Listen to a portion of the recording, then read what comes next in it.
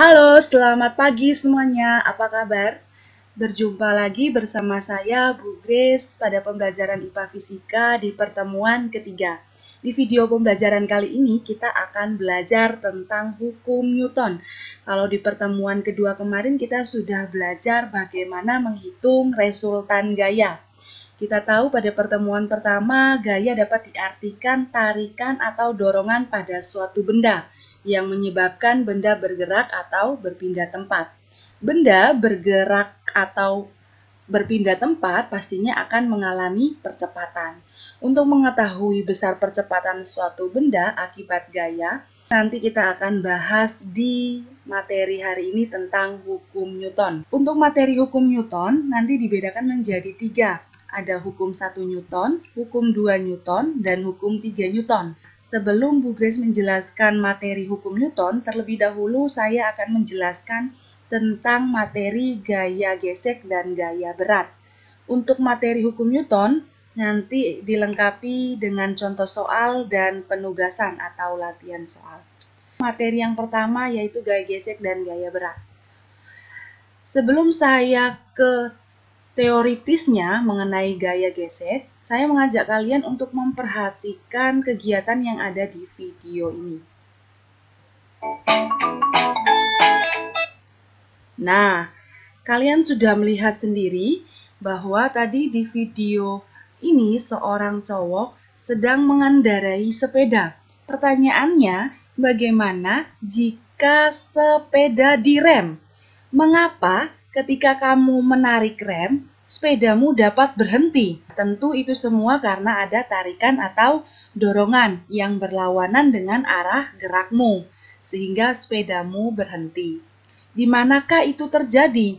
Ternyata dorongan atau tarikan itu terjadi sebagai hasil gesekan antara karet rem dan pelek pada roda sepeda yang bergesekan.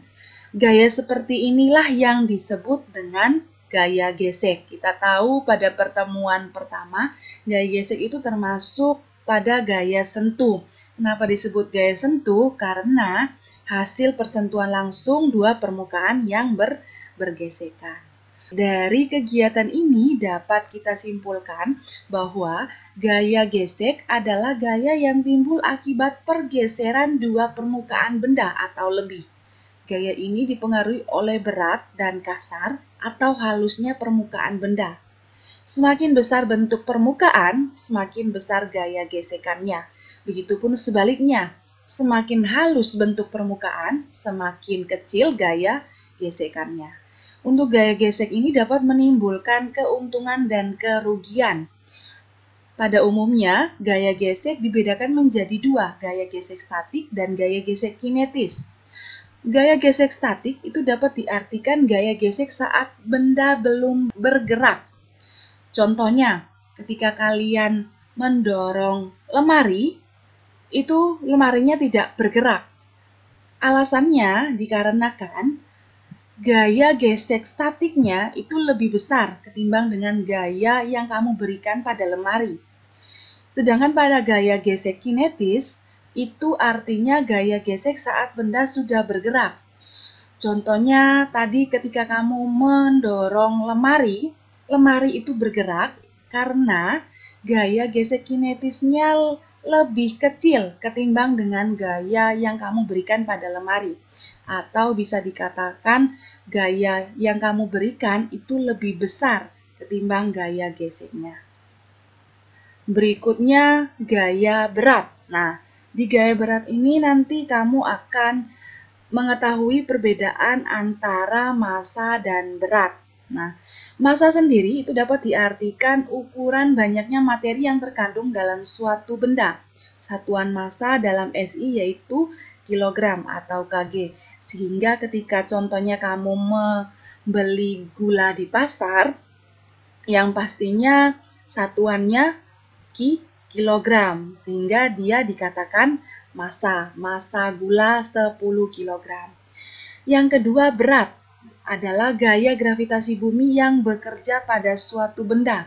Satuan berat dalam SI yaitu Newton atau sering dilambangkan dengan N besar. Berat bergantung pada massa dan percepatan gravitasi. Nah, contohnya tadi ketika kamu sudah membeli gula di pasar dengan massa 10 kg, sehingga nanti berat dari gula tersebut 100 Newton. Kenapa 100 Newton? Karena massa 10 kg itu dikalikan dengan gaya gravitasi, sehingga hasilnya 100 Newton. Besarnya gaya gravitasi kan 10 meter per second kuadrat. Secara matematis, percepatan gravitasi bumi G sama dengan W per M. Jadi berat per massa benda. Oke, berikutnya kita langsung ke hukum 1 Newton. Menurut hukum pertama Newton, setiap benda memiliki inert atau inersia, sifat inersia atau lemban, yang artinya bila tidak ada gangguan dari luar, benda cenderung mempertahankan keadaan geraknya. Jadi ketika benda tidak ada gangguan dari luar, benda cenderung mempertahankan posisinya atau gerakannya, sehingga benda itu tetap diam atau tidak bergerak. Sehingga nanti secara matematisnya, hukum 1 Newton ini dapat dirumuskan menjadi sigma F sama dengan 0. Dengan demikian, hukum Newton pertama dapat kita rumuskan sebagai berikut. Dalam kerangka inersial, setiap benda akan tetap dalam keadaan diam atau bergerak lurus beraturan jika resultan atau jumlah atau hasil gaya yang bekerja pada benda itu sama dengan 0. Oke, kalau sulit membayangkan kata-kata ini, Bu Grace memberi gambaran atau aplikasi hukum 1 Newton.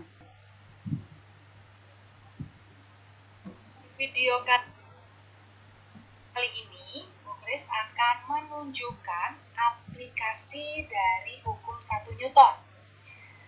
Bahan yang kita gunakan yaitu sangat sederhana. Yang pertama, kertas AVS, atau kalian juga bisa menggunakan kertas plastik. Dan bahan yang kedua, botol minum. Langkah-langkah yang pertama yaitu kita letakkan kertas tipis ini, kertas AVS, di atas meja.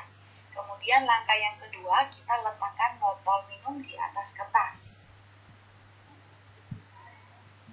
Jika kita tarik dengan cepat, apakah yang terjadi? Kita perhatikan baik-baik. Yang terjadi, jadi botol minum tetap mempertahankan posisinya. Walaupun tadi kelihatan sedikit bergerak, tapi pergerakan itu tidak menimbulkan dia berpindah dari posisi semula ke posisi berikutnya. Jadi kesimpulannya, aplikasi ini berlaku hukum 1 Newton. Sekian untuk video ini. Nanti silakan dicoba di rumahnya masing-masing untuk membuktikan lebih lanjut. Video itu tadi merupakan aplikasi hukum 1 Newton, di mana benda ini cenderung mempertahankan posisinya. Dia tetap diam, tidak bergerak. Nah, nanti kalian bisa coba di rumahnya masing-masing untuk aplikasi hukum 1 Newton ini. Berikutnya kita ke hukum 2 Newton.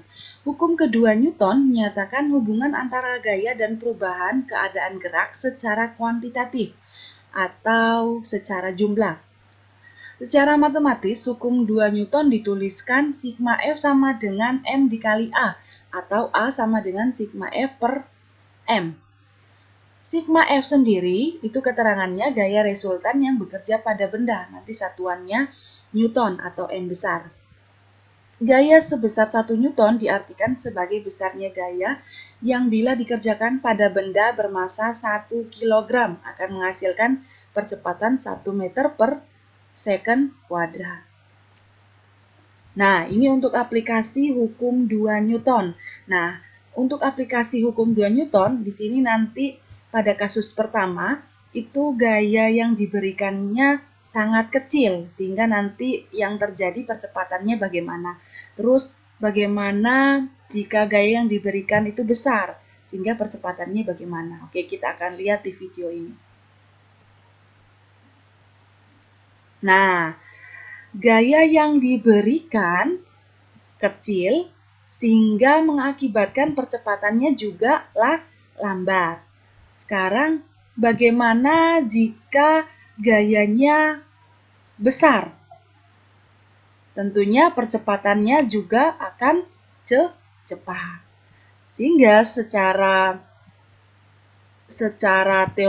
teoritisnya, semakin besar gaya yang diberikan, percepatannya juga semakin cepat. Semakin kecil gaya yang diberikan, maka semakin lambat percepatannya. Oke, sekarang kita lanjut ke hukum 3 Newton. Menurut hukum ketiga Newton, setiap gaya mekanik selalu muncul berpasangan, yang satu disebut aksi dan yang lain disebut reaksi. Sedemikian rupa sehingga aksi sama dengan berlawanan arah dengan reaksi. Sehingga ketika kamu melakukan aksi pasti ada reaksi, tetapi reaksinya berlawanan arah dengan aksi.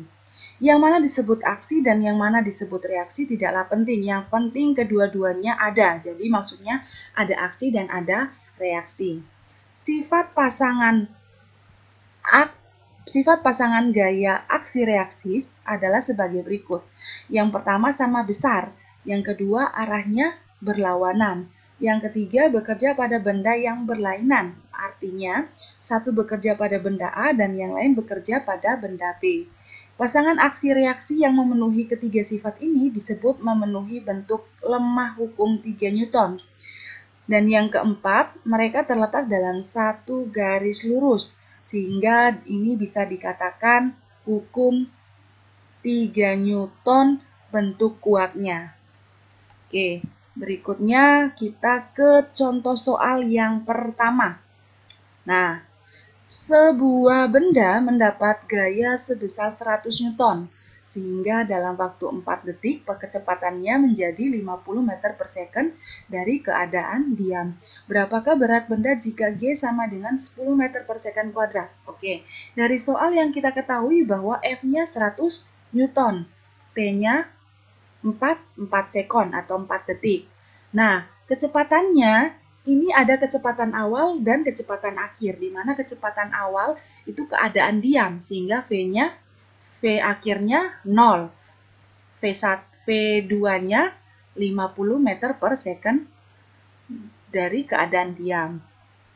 Oke, yang ditanya yaitu berapa gaya beratnya atau W kecil. Sehingga penyelesaiannya kita menggunakan rumus W sama dengan M kali G, rumusnya gaya berat tadi ya teman-teman. W sama dengan M kali G. Nah, di sini kan belum diketahui M-nya berapa. Nah, kita mencari M-nya ini dengan mencari terlebih dahulu percepatannya. Karena yang diketahui tadi ada V, ada T. Maka kita menggunakan rumus A sama dengan delta V per T. Nah, delta V-nya V2 dikurangi V1 atau V akhir dikurangi V awal. 50 dikurangi 0 per 4. Tadi waktunya kan 4. Sama dengan 12,5 meter per second kuadrat. Ketika sudah mendapatkan nilai A, sehingga kita masukkan ke rumus hukum 2 Newton. Tadi masih ingat ya, hukum 2 Newton, F sama dengan N dikalikan dengan A. Nah, tadi sudah diketahui tuh F-nya berapa? 100. Dan M-nya yang dicari kan? A-nya sudah diketahui 12,5, sehingga M-nya 100 dibagi 12,5, yaitu 8 kg. Sehingga berat benda tersebut tinggal dikalikan dengan gaya gravitasi. Hasilnya 80 Newton. Contoh soal yang kedua. Perhatikan gambar berikut. Apabila mobil dapat bergerak dengan kecepatan 6 km per jam setelah didorong selama 10 second, gaya dorong yang dikerjakan orang tersebut terhadap mobil adalah titik-titik. Nah, yang diketahui pada gambar ini, massa mobil yaitu 1200 kg dengan kecepatan 6 km per jam. Nah, ini kita harus bawa ke satuan SI, meter per second. Kilometer ke meter itu 1000. 1 jam sama dengan 3600 second. Sehingga 1000 dibagi 3600 dapat kita kecilkan dengan 5 per 18. Sehingga hasilnya 6 dikali 5, 30 per 8, per 18, karena di sini kan per 18. Ini kalau disederhanakan lagi, hasilnya 5 per 3, sama dengan 1,67 meter per second. Di soal, T-nya sama dengan 10 second. Yang ditanya gaya dorong yang dikerjakan orang terhadap mobil, sehingga yang ditanya F besar. Sehingga dalam penyelesaian kita menggunakan rumus hukum 2 Newton. F sama dengan M dikali A. Karena A-nya belum diketahui, sehingga kita mencarinya menggunakan rumus A sama dengan V per T. Nah, V-nya ini kita masukkan 5 per 3. Kenapa Bu Grace masukkan 5 per 3 bukan 1,67? Karena ini untuk memudahkan kalian dalam perkaliannya nanti. Sehingga 5 per 3 dibagi T-nya 10 second. Hasilnya 5 per 30. Atau sama dengan 0,167 meter per second kuadrat. Karena A-nya sudah diketahui, sehingga kita mencari F menggunakan rumus hukum 2 Newton. F sama dengan M kali A. M-nya kita tahu 1200 dikalikan dengan 5 per 30. Sehingga kalau dikalikan hasilnya 200 Newton. Jadi kesimpulannya gaya dorong yang dikerjakan orang tersebut terhadap mobil sebesar 200 Newton. Oke, paham? Sekarang kita ke contoh soal yang ketiga. Perhatikan benda yang ditarik dengan sebuah gaya F berikut. Pada kejadian A, ternyata benda bergerak dengan percepatan 5 meter per second kuadrat. Jadi, pada kejadian A, itu awal mulanya A atau percepatan 5 meter per second kuadrat. Apabila ditambahkan benda seperti gambar B dengan gaya sama, percepatan yang dialami oleh benda adalah titik-titik meter per second kuadrat. Nah, jadi di sini ada kejadian A, ada kejadian B. Pada kejadian A, itu massa bendanya 20 kg. Nah, pada kejadian B, massa bendanya ditambah 5 kg. Sehingga kalau ditotalin ini semua jadinya 25 kg. Sehingga yang diketahui dari soal ini, M pada kejadian A itu 20 kg. Sedangkan massa pada kejadian B itu 25 kg. Karena hasilnya ditambahkan 20 ditambahkan dengan 5, hasilnya 25. Percepatan pada kejadian A itu 5 meter per second kuadrat. Sehingga yang ditanya berapa percepatan pada kejadian B. Nah, penyelesaiannya seperti apa? Sehingga kita lagi-lagi menggunakan rumus hukum 2 Newton. F sama dengan M dikali A. Nah, kita masukin F-nya, FA sama dengan MA-nya tadi kan 20 kg. Dikalikan dengan percepatan kejadian A. Sehingga 20 kg dikali 5 meter per second kuadrat hasilnya 100 Newton. Sehingga gaya yang diberikan pada kejadian A itu 100 Newton. Nah, karena di sini kasusnya gaya pada kejadian A itu sama dengan gaya pada kejadian B, sehingga 100 Newton ini kita gunakan untuk mencari percepatan kejadian B. Sehingga tetap menggunakan rumus hukum 2 Newton, F sama dengan M dikali A. Nah, F-nya kita gunakan 100 Newton sama dengan MB-nya 25. Tadi kan 20 dikali 5, 25. Sehingga yang ditanya berapa percepatan B-nya. Sehingga hasilnya 100 dibagi 25 sama dengan 4 meter per second kuadrat. Jadi percepatan setelah ditambah massa 5 kg pada kasus B, percepatannya 4 meter per second kuadrat. Sehingga dia mengalami pengurangan. Itu pengurangan 1 meter per second kuadrat. Nah, berikutnya. Ini contoh soal UN. Perhatikan beberapa kejadian berikut.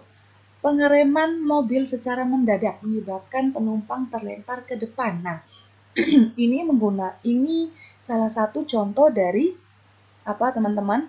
Hukum 1 Newton. Nah, pernyataan yang kedua, dibutuhkan tenaga yang lebih besar untuk mendorong benda yang masanya lebih besar. Nah, ini ada kaitannya dengan F sama dengan M dikali A, sehingga ini berlaku hukum 2 Newton. Sedangkan pernyataan yang ketiga, mendayung ke belakang, perahu bergerak ke depan. Nah, ini salah satu contoh dari hukum 3 Newton, karena ada aksi, ada reaksi, yang mana arahnya berlawanan. Pernyataan yang keempat, dorongan gas pada roket akan menggerakkan benda dengan arah berlawanan. Nah, ini merupakan contoh dari hukum 3 Newton, sehingga kita bisa menjawab dari soal ini. Kejadian sesuai dengan hukum 3 Newton ditunjukkan oleh nomor 3 dan 4. Oke, paham? Nah, ini pembahasannya. Hukum 3 Newton dikenal dengan hukum aksi-reaksi. Tadi kita udah tahu kan, hukum 3 Newton itu ada aksi, ada reaksi, tetapi reaksinya itu berlawanan arah. Apabila sebuah benda mendapat gaya, maka benda tersebut akan memberikan gaya dengan besar yang sama. Tapi arahnya berlawanan. Kejadian yang sesuai dengan hukum 3 Newton tersebut adalah nomor 3 dan 4. Oke, paham? Sekarang saya ajak kalian untuk ke latihan soal. Nah, teman-teman, ini ada 5 latihan soal. Silakan kalian kerjakan di buku catatannya masing-masing. Nanti kalian upload ke kolom yang sudah disediakan di Moodle. Oke, tetap semangat. Salam fisika.